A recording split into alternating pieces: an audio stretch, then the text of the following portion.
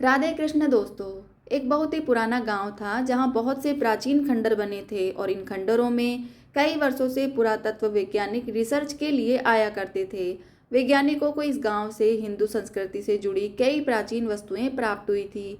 इसलिए यह गांव प्राचीन हिंदू सभ्यताओं की खोज के केंद्र के रूप में जाना जाता था।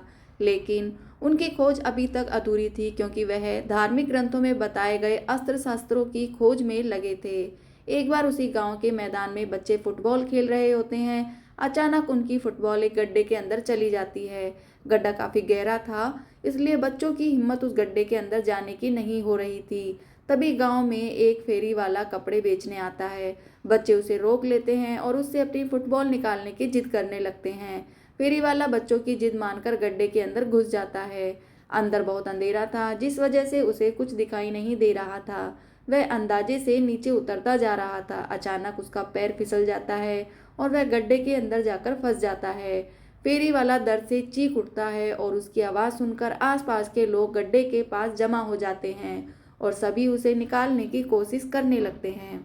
फेरी वाला किसी चीज से अटक गया था। उसके पैर की हड्डी टूट चुकी थी, जिसके कारण वह खड़ा नहीं हो पा रहा था। उसे निकालने के लिए सरकारी बचाव दल को बुलाया जाता है। बचाव दल के अधिकारी इलेक्ट्रिक गैजेट्स के साथ गड्ढे के अंदर प्रवेश करते हैं। उनके पास तेज रोशनी की टॉर्च होती है, जिससे वह गड्ढे के अंदर सभी चीजों को साफ साफ देख पा रहे थे। वह जितने नीचे उतरते जा रहे थे उतना उन्हें सांस लेने में परेशानी हो रही थी। जैसे ही वह फेरी वाली के करीब पहुंचते हैं, फेरी वाला एक बहुत बड़े लोहे के स्तंभ में फंसा होता है। अधिकारी उसे बड़ी मुश्किल से रेस्क्यू करके गड्ढे के बाहर ले आते हैं, लेकिन गड्ढे के अंदर लोहे का स्तंभ उन्हें विचलित कर रहा था क्योंकि गड्ढे के आसपास कोई घर नहीं था। फिर इतना बड़ा लोहा कहाँ से आया?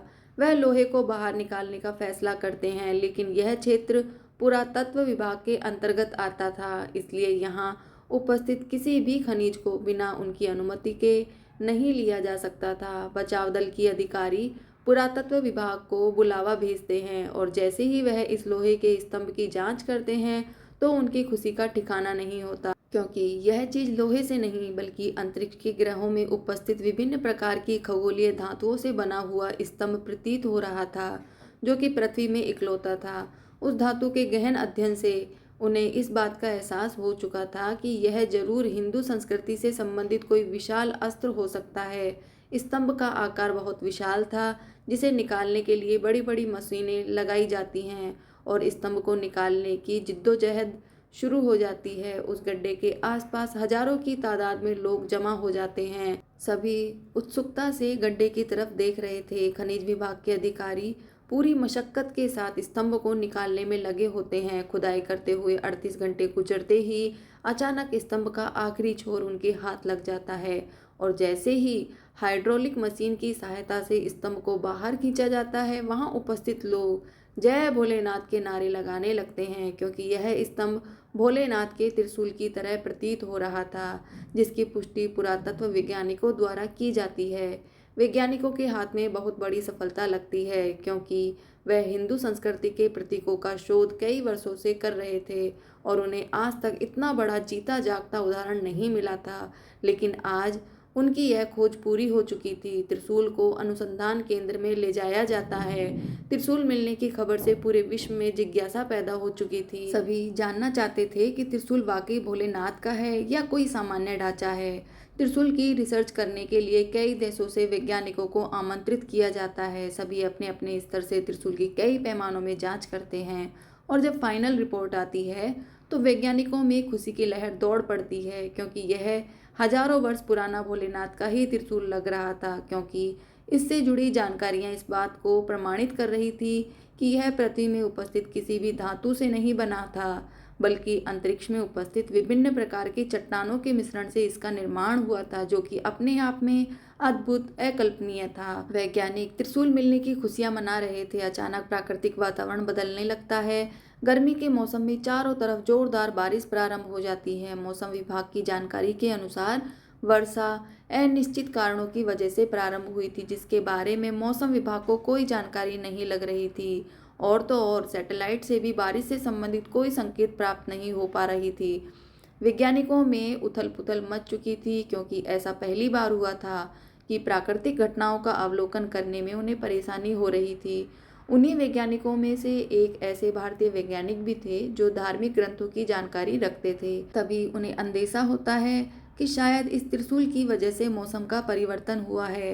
वह सभी से कहते हैं, कहीं ऐसा तो नहीं कि यह त्रिशूल जिस जगह पर उपस्थित था उसी वजह से प्राकृतिक संतुलन बना हुआ था और हमने त्रिशूल को उसकी जगह से हटाकर इस संतुलन को बिगाड़ दिया। भारतीय वैज्ञानिक की वजह से त्रिशूल के बारे में बहुत सी जानकारियां इकट्ठा हुई थी, इसलिए सभी वैज्ञानिक इनकी इस बात को गंभीरता से लेते हैं और त्रिशूल को वापस उसी जगह ले जाने का फैसला करते हैं जहां से वह इसे निकाल कर लाए थे और दोबारा मशीनों की मदद से त्रिशूल को उठाने का प्रयास किया जाता है। लेकिन त्रिशूल का वजन बढ़ चुका था और बड़ी बड़ी मशीनों से भी त्रिशूल को हिला पाना संभव नहीं हो पा रहा था। वैज्ञानिक चिंतित हो जाते हैं, उन्हें कुछ समझ नहीं आ रहा था क्योंकि यह त्रिशूल इन्हीं मशीनों की मदद से लाया गया था और अब यह हिलने का नाम नहीं ले रहा। तभी भारतीय वैज्ञानिक सलाह देते हैं कि त्रिशूल शक्ति का प्रतीक है और इसे यहाँ से हटाने के लिए भगवान भोलेनाथ का आह्वान करना होगा। तब शायद भोलेनाथ हमारी पुकार सुनेंगे। शिव पूजा को संपन्न करने के लिए एक पुरोहित बुलाए जाते हैं जो भोलेनाथ की संपूर्ण पूजा विधि का आयोजन करते हैं और इसी दौरान त्रिशूल अपने आप हिलने लगता है। उसे हिलता देख वैज्ञानिक हाइड्रोलिक मशीन से त्रिशूल को उठाने का आदेश देते हैं और अगले ही पल त्रिशूल एक पेड़ के पत्ते की तरह उठ जाता है। शिव की महिमा देखकर सभी वैज्ञानिक दंग रह जाते हैं। सभी हाथ जोड़ते हुए भोलेनाथ को प्रणाम करते हैं और जैसे ही त्रिशूल को गड्ढे में वापस प्रवेश कराया जाता है, अचानक बारिश रुक जाती है। वैज्ञानिक अब समझ चुके थे कि हमें भी प्राकृतिक चीजों को बिना उनका स्थान परिवर्तन किए ही शोध करना होगा, अन्यथा इस पृथ्वी का अस्तित्व ही नहीं रहेगा। और इसी के साथ शिव के रहस्यमय त्रिशूल का किस्सा खत्म हो जाता है। जय श्री राधे कृष्ण दोस्तों। ओम नमः शिवाय।